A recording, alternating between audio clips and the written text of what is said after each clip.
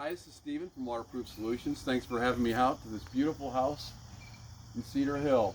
The Thome house, the Thome. But I actually saw the T on the fireplace, so I think this is the actual house for the property. Having said that, this house has multiple foundations. It has cast in place foundation, which is poured concrete. It has CMU, which is block.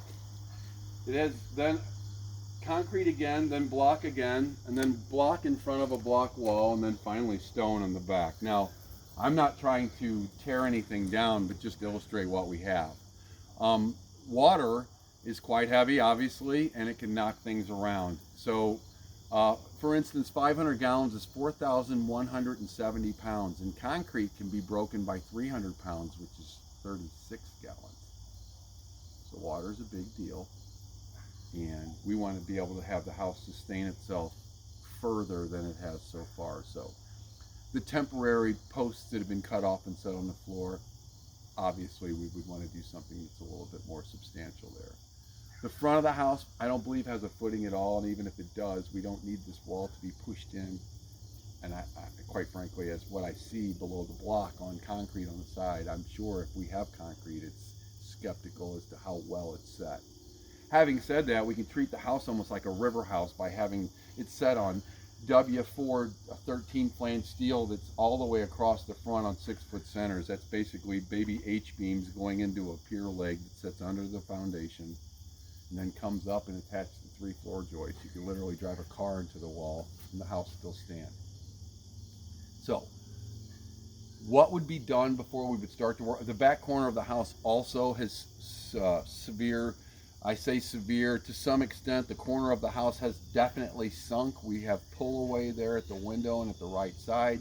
Our utilities come in there. It's an important thing, but we have a big hole where the water runs down. Let's go ahead and walk over there a little bit. So this watershed from the road, there's a berm and a wall that's helping. I would say increase this berm quite a bit more.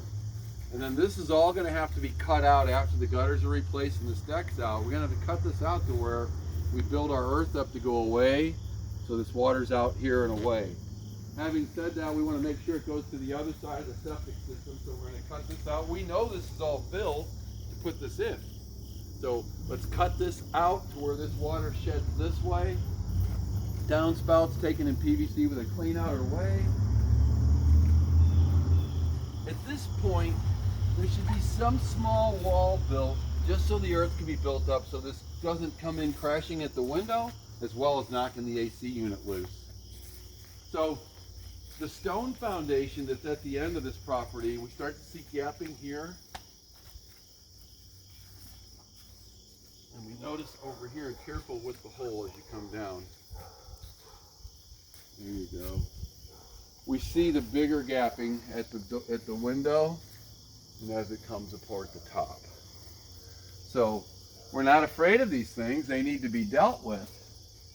But when the brick goes and the block all, the stone all separate, we know that we have movement, but there's quite a cascade of water that comes through here. So if we can manage this water to be going this way, we're in big shape. So at the end of the day, it's all about water management and making sure that we get it away. But to dry up the basement, we're going to have to put beams on the front and then put a system in along the front with a sump pump so that we can catch everything coming at it.